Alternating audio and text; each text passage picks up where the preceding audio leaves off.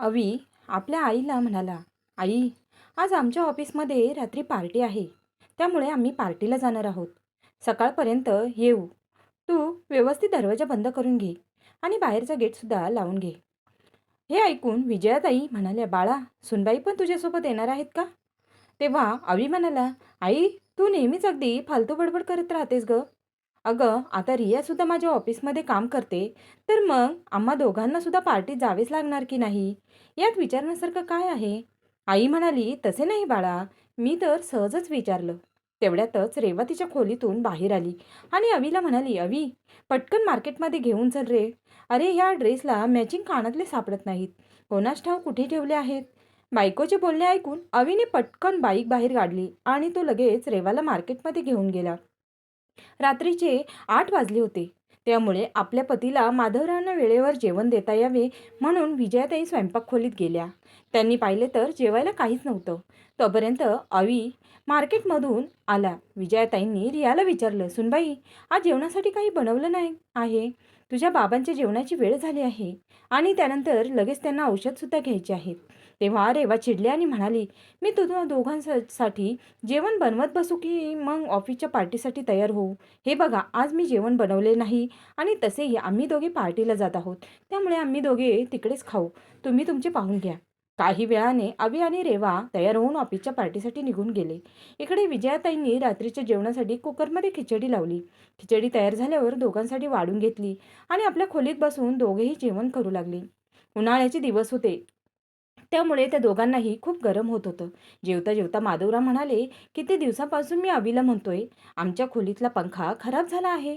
त्याला दुरुस्त करून घे. पण तो काही ऐकत नाही. नेहमीच त्याच्या कामात बिझी असतो." विजय, आज आपल्या खोलीतील पंखा खराब होऊन 20 दिवस झाले आहेत. 20 दिवसांपासून त्याला सांगून सांगून माझे तोंड दुखले. पण मुलाने पंखा काही दुरुस्त करायला दिला नाही. आणि आता काही वेळापूर्वी पाहिलेस ना, सुनबाईला काहीतरी कानातले का काय घ्यायचे होते, म्हणून ती त्याला बाजारात चल म्हणाली, तेव्हा कसं पटकन मोटरसायकल काढून तिच्यासोबत निघून गेला. अगं, त्याच्याकडे त्याच्या बायकोसाठी वेळ आहे, पण आपल्या आईबापांसाठी वेळ नाही. जराही वेळ नाही. एप्रिल मेचा उन्हाळा आहे. मला तर जेवणसुद्धा करू वाटत नाही.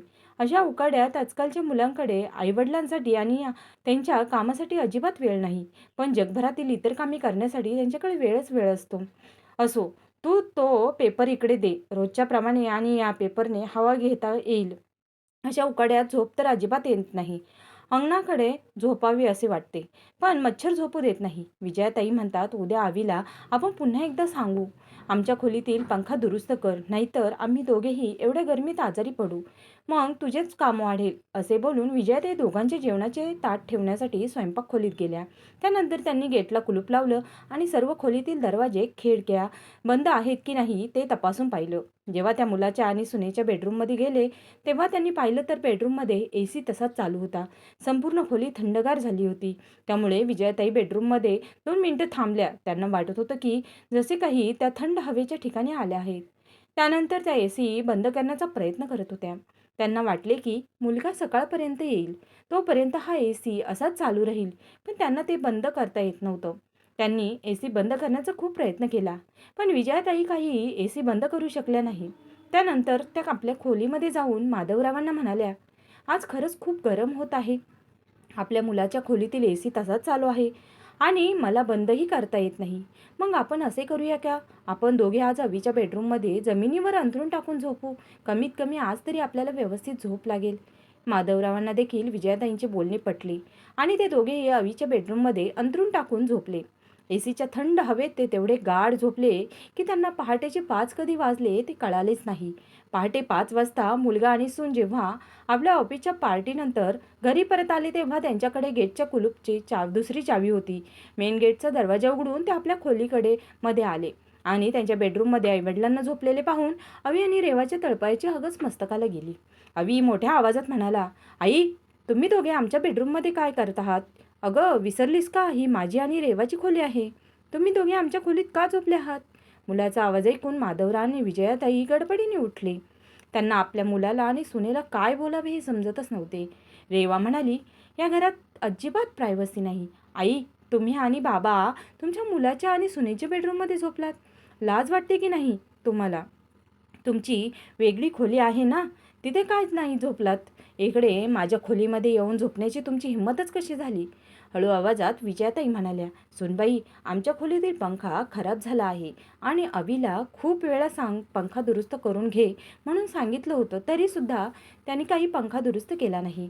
रात्री जेव्हा मी तुमच्या खोलीचा दरवाजा बंद करायला आले, तेव्हा ही खोली खूप थंड पडली होती. AC तसाच चालू होता. मी AC बंद करण्याचा प्रयत्नही केला, पण मला ते जमलं नाही. त्यामुळे मी विचार केला की तुमची खोली एवढी थंड आहे, तर मग आज एक दिवस आम्ही या खोलीत झोपावे. तसेही तुम्ही दोघेही नव्हतात ना, त्यामुळे आम्ही या खोलीमध्ये जमिनीवर अंथरूण टाकून झोपलो. हे ऐकून रेवा मोठ्या आवाजात म्हणाली, उचला तुमच्या अंथरूण आणि निघा माझ्या खोलीच्या बाहेर. लाज वाटत नाही का मुलगा आणि सुनेच्या खोलीत झोपायला? थंडगार हवेत झोपायची एवढीच आवड आहे, तर मग तुम्ही नवीन AC का घेत नाही? कधी पाहिला होत आहे तरी आहे का AC? AC माझ्या पप्पांनी माझ्या लग्नात घेऊन दिला आहे. रेवा एवढे उलटसुलट बोलत होती, तरीसुद्धा अवी तिला काही बोलत नव्हता. उलट बायको बोलताना तिला हो ला हो देत होता. माधवराव आपले अंथरूण उचलून काहीही न बोलता खोलीतून बाहेर निघून गेले. पाठीमागून सून आपल्या सासू-सासऱ्यांना मोठ्या आवाजात म्हणाली, तुमच्या खोलीत विना पंख्याचे झोपल्या असतात तर काय जीव गेला असता का? तुमचा निर्लज्जासारखे माझ्या खोलीत येऊन झोपले. माझी खोली घाण करून टाकली. यांनी आता मला ही खोली साफ करावी लागेल. विजयाताई आणि माधवराव आपल्या खोलीत येऊन डोक्याला हात लावून बसतात. कारण त्यांच्या सुनेने मुलाने त्यांचा एवढा अपमान केला होता की दोघेही स्वतःला दोष देत राहिले की कोणती दुर्बुद्धी सुचली आम्हाला आणि आम्ही अवीच्या बेडरूममध्ये झोपायला गेलो होतो. इकडेच नेहमीप्रमाणे बिना पंख्याचे झोपले असते तर फार बरे झाले असते. विजयाताई माधवरावांना म्हणाल्या, जेव्हापासून अवीचे लग्न झाले आहे तो खूप बदलला आहे. सुनबाई चुकीचे बोलली तरी सुद्धा तो तिच्या होला हो देत असतो. कधीच आपल्या आईबापाला होणारा त्रास दिसत नाही. स्वतः तर AC मध्ये झोपतो, पण आपल्या खोलीतील बिघडलेल्या पंखाला सुद्धा दुरुस्त करायला घेऊन जात नाही. भर उन्हाळ्यात आम्हाला किती गरम होत असेल हा विचार त्याच्या मनात कधी येत नसेल का? असा विचार करून विजयाताईंच्या डोळ्यातून अश्रू आले. अवी आणि रेवा पहाटे 5 वाजता उठले होते, पण पहाटेच त्यांनी आपल्या आईवडिलांना खूप काही सुनावले. मुलगा आणि सून दोघेही काही वेळाने झोपले, पण माधवराव आणि विजयाताईंना काही झोपच येत नव्हती. त्यामुळे दोघेही शांत बसले. उजाडल्यानंतर विजयाताई त्यांच्या रोजच्या कामाला लागल्या.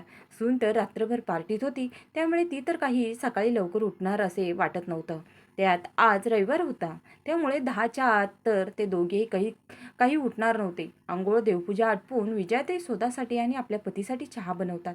त्यानंतर सर्वांसाठी नाश्ता बनवून दुपारच्या जेवणाच्या तयारीला लागतात. माधवराव एका प्रायव्हेट शाळेमध्ये शिक्षक होते. जोपर्यंत ते नोकरी करत होते तोपर्यंत घरात सर्व काही व्यवस्थित चाललं होतं. सर्व घर खर्च माधवरावांच्या पैशातून व्हायचा. तेव्हा अवी किंवा रेवाला काही प्रॉब्लेम नव्हता. पण ते जेव्हापासून रिटायर झाले तेव्हापासून मुलाच्या पगारावर घर खर्च चालत होता. जेव्हापासून अवी घर खर्च पाहत होता तेव्हापासून आईवडिलांना त्यांच्याच म्हणण्यानुसार वागावे लागत होते. घरातील एखादी वस्तू बिघडली तर ते सर्व अवी बघत होता. मग ती वस्तू एका दिवसात नीट करायची की महिन्यांनी हे त्याच्या मनावर होते. पण स्वतःला काही कमी पडेल की किंवा स्वतःची एखादी वस्तू बिघडली तर रेवा किंवा अवी ताबडतोब ती रिपेअर करून आणायचे. माधवराव आपल्या खोलीत बसून चहा पित होते. विचार करत होते की जेव्हापासून त्यांची कमावणे बंद केले आहे तेव्हापासून मुलांचे आणि सुनेचे वागणे त्यांच्याबद्दल बदलले आहे. आता तर ते उलटसुलट बोलतात. त्यांच्यासोबत मानमर्यादा सुद्धा विसरून जातात. हेही त्यांना समजत नाही की आपल्यापेक्षा मोठे असणाऱ्या वडीलधाऱ्या माणसांशी कसे बोलावे. जर माझ्या बायकोला गरम होत असेल आणि ती त्यांच्या खोलीत जाऊन झोपली तर मग तिने एवढा मोठा काय गुन्हा केला होता ज्यामुळे मुलाने आणि सुनेने तिला एवढे काही ऐकवले? मी त्या दोघांसाठी किती काय केले होते ते त्या दोघांना दिसतच नाही. 2 वर्षांपासून मी नोकरी करण्यास सोडले आहे. त्याआधी तर मीच घरातील सर्व कारभार पाहत होतो, घर खर्च करत होतो. तेव्हा मी मुलाला आणि सुनेला कोणती बंदी घातली नाही. लाईट बिल कितीही येत होते तरीसुद्धा मीच भरत होतो. पण आज पंखा लावला तर लाईट बिल जास्त येईल म्हणून मुलगा आमच्या खोलीतील पंखा दुरुस्त करून घेत नाही आणि स्वतःच्या खोलीतील AC मात्र चालू ठेवून निघून जातो. माधवरावांच्या डोक्यातून मुलाने आणि सुनेने केलेला अपमान जाता जात नव्हता. त्यांना आता अशा प्रकारे घरात बसून राहणे योग्य वाटले नाही. आपल्या पत्नीला ते दिवसभर स्वयंपाक खोलीत काम करताना पाहायचे आणि म्हणायचे, माझी विजया अशीच आयुष्यभर घरातील कामं करत राहणार का? तिला कधीच आराम मिळणार नाही का? सून तर आरामात उठून ऑफिसला निघून जाते. तिच्या मनाला येईल तेव्हा तेवढे काम करते. एके दिवशी विजयाताई टी व्हीवर रामायण पाहत बसल्या होत्या. तेवढ्यात रेवा आली आणि तिने सासूच्या हातातून रिमोट हिसकावून घेतला आणि पटकन टी व्ही बंद केला. ती म्हणाली, आजपासून तुम्ही टी व्ही फक्त सकाळी आणि संध्याकाळी लावायचा, दिवसभर टी व्ही पाहण्याची गरज नाही. बिचाऱ्या विजयाताईंना सुनेच्या अशा वागण्याने डोळ्यात पाणी आले. त्या आपल्या खोलीत जाऊन रडायलाच लागल्या. वीज बिल अवी भरतो, त्यामुळे त्याची बायको टी व्हीसुद्धा लावू देत नाही. आपल्या पत्नीची अशी अवस्था पाहून माधवराव उठून बाहेर निघून गेले. त्यांना मुलाचे आणि सुनेचे आपल्या पत्नीसोबतचे वागणे पाहून वाईट वाटत होते. आता त्यांनी विचार केला होता की काहीतरी असे करावे ज्यामुळे त्यांना घरात आरामात राहता येईल. काहीतरी असे करावे की बायकोवर कोणतेही निर्बंध लावू शकणार नाहीत ते. स्वतःच्या घरात माझी पत्नी तिच्या मनाप्रमाणे राहू शकते. एक प्लॉट होता. एके दिवशी माधवराव अवीला म्हणतात, अवी, मी जो हायवेच्या लगतचा प्लॉट खरेदी केला होता, तो प्लॉट मी आता विकणार आहे. त्यासाठी खरीददारसुद्धा मिळाला आहे. प्लॉट विकण्याचे बोलणे ऐकून अवी रागाने म्हणाला, तुमचं डोकं फिरलं आहे का? बाबा, आई वडील तर आपल्या मुलांसाठी प्रॉपर्टी सांभाळून ठेवतात. जेवढी शक्य होईल तेवढी गुंतवणूक करण्याचा प्रयत्नही करतात. तुम्ही खरेदी केलेली प्रॉपर्टी विकायची म्हणत आहात. तुम्ही त्या प्लॉटला अजिबात विकायचे नाही. आत्ताच सांगतो. माधवराव म्हणाले, तो प्लॉट माझा आहे. तो मी खरेदी केला होता. मी त्याला विकून टाकेन किंवा मग तसाच ठेवून देईल. माझी मर्जी आहे ना. मी जर तुझ्या मर्जीशिवाय तुझ्या खोलीत जाऊ शकत नाही, तर मग माझा प्लॉट विकायचा की नाही यामध्ये तुझी मर्जी का दाखवत आहेस? तो प्लॉट तू विकत घेतला नाहीस, मग एवढ्या हक्काने का बोलतोस? वडिलांचे बोलणे ऐकून रेवा आणि अवीचा चेहरा उतरला. काही वेळाने दोघेही खोलीत गेले. रेवा म्हणाली, तुझे वडील खूप नाराज वाटत आहेत. तू एक काम कर, त्यांच्या खोलीत पंखा पटकन रिपेअर करायला टाक किंवा मग त्यांच्या खोलीत आजच्या आज नवीन फॅन आणून बसव, जेणेकरून ते खुश होतील. मग तेव्हा बघ ते आपले कसे ऐकतील. आपण त्यांना कसे तरी प्लॉट विकण्यापासून थांबवू शकतो. अवीला बायकोचे बोलणे पटले. तो आईबाबांच्या खोलीत गेला आणि बंद पडलेला फॅन उतरवून दुरुस्त करण्यासाठी घेऊन जाऊ लागला. तेव्हा माधवराव त्याला म्हणाले, अवी, आता तुला माझा पंखा दुरुस्त करण्याची काही एक गरज नाही. मी माझा पंखा स्वतः दुरुस्त करेन. आजपर्यंत मी तुझ्यावर खूप विश्वास ठेवला होता, पण आता नाही. जोपर्यंत हातपाय चालतात तोपर्यंत माझे डोकेही चालेल. मला तर वाटत होते की माझा मुलगा नोकरी करतो, सूनही नोकरी करते, तर मग आम्ही दोघेही घरातील जबाबदाऱ्यांपासून मुक्त झालो आहोत. पण नाही, आमच्यावर तर खूप जास्त बंधने घातली जाऊ लागली आहेत. आणि तुला असे वाटते की तू माझा पंखा दुरुस्त करून दिलास म्हणून मी खुश होऊन तो प्लॉट विकणार नाही. जर असा विचार करत असशील ना, तर तो खूप चुकीचा आहे. आता मला पुढे काय करायचे आहे याचा मी खूप व्यवस्थित विचार केला आहे. काही दिवसातच माधवराव आपला हायवे लगतचा प्लॉट विकून टाकतात आणि त्यातून त्यांना चांगली रक्कम मिळते.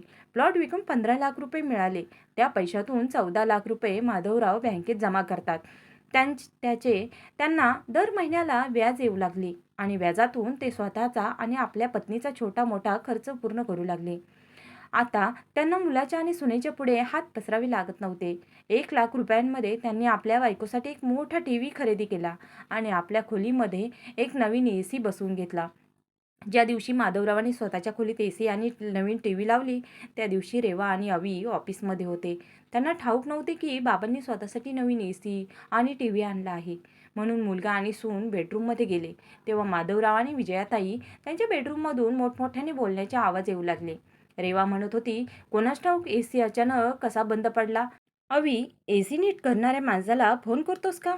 पण खूप रात्र झाल्यामुळे ते लोक येण्यास नकार देतील. AC उद्या रिपेअर होईल, पण आजची रात्र त्यांना झोप कशी येणार होती हा विचार दोघेही करू लागले. AC विना त्यांना झोप येत नव्हती. त्यामुळे मुलगा आणि सून दोघेही बाहेर अंगणात बसले. त्यांना आपल्या आईवडिलांच्या खोलीतून टीव्हीचा आवाज ऐकू येत होता. आणि रेवा म्हणाली, हा टीव्हीचा आवाज कुठून येतो आहे? हॉलचा टीव्ही तर बंद आहे. अवी म्हणाला, बहुतेक आईबाबांच्या खोलीतून टीव्हीचा आवाज येतोय. अवीने खोलीमध्ये जाऊन पाहिले तर आई खुर्चीवर बसून टीव्हीवर रामायण पाहत होती आणि माधवराव झोपले होते. हे पाहून रेवा मोठ्या आवाजात म्हणाली, मी तुम्हाला किती वेळा सांगितले आहे की रात्री टीव्ही चालू करत जाऊ नका.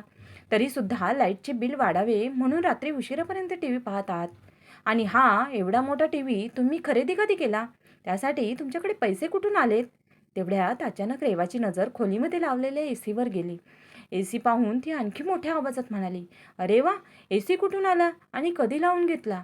मला सांगा, अचानक तुमच्याकडे एवढे पैसे कुठून आले?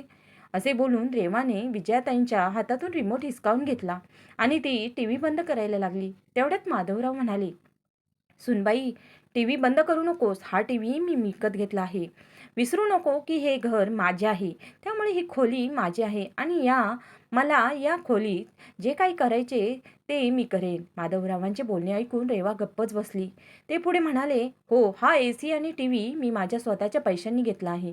अरे, मी तुला सांगितले होते ना, माझा हायवे लगतचा प्लॉट विकत आहे. तर तो प्लॉट मी विकला आणि त्याचे काही पैसे माझ्या बायकोच्या नावावर ठेवले आहेत आणि त्या पैशातील काही पैसे काढून हा नवीन टी व्ही AC घेतला. अरे अवी, मी तर तुला सांगून थकलो होतो. एवढ्या दिवसात तू आमच्या खोलीतील एक पंखा दुरुस्त करू शकला नाहीस, कारण तुला आता आमच्यावर पैसे खर्च करणे अवघड वाटत होते. पण आम्ही तुझ्यासाठी लाखो रुपयांची प्रॉपर्टी ठेवली आहे. ती तुला दिसली नाही का? मला सांग, जर तू तुझे 400 रुपये आमच्यावर खर्च करू शकत नाहीस, तर मग मी लाखो रुपयांची प्रॉपर्टी तुझ्यासाठी का ठेवायची? त्यामुळे प्रॉपर्टी विकून आम्ही दोघेही आमचे म्हातारपण आरामात घालवणार आहोत. सुनबाई, यापुढे माझ्या पत्नीला टी व्ही पाहण्यापासून थांबवायचे नाही, कारण यापुढे कितीही लाईट बिल येऊ देत, मी देईन.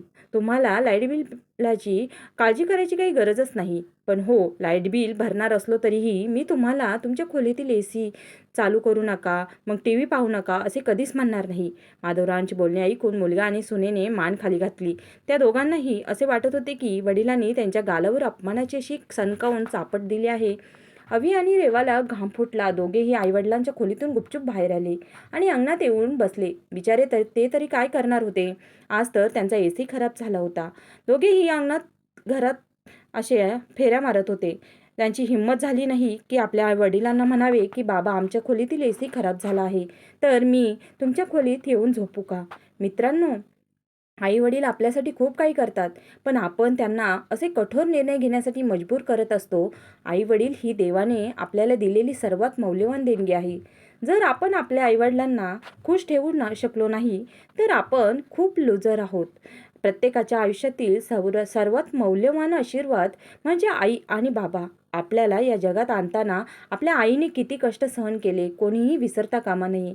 खरे तर आपले आईवडील आपल्या आयुष्यात यशस्वी करण्यासाठी जे प्रयत्न करतात, त्याची यादी करणे शक्य नाही, जेणेकरून आपण आनंदी जीवन जगू शकू आणि त्या बदल्यात त्यांना प्रत्येक संभाव्य आनंद आणि आराम प्रदान करणे हे आपले कर्तव्य आहे. पण काही मुले अशी असतात की त्यांना आपल्या आईवडिलांकडे लक्ष देणे गरजेचे वाटत नाही.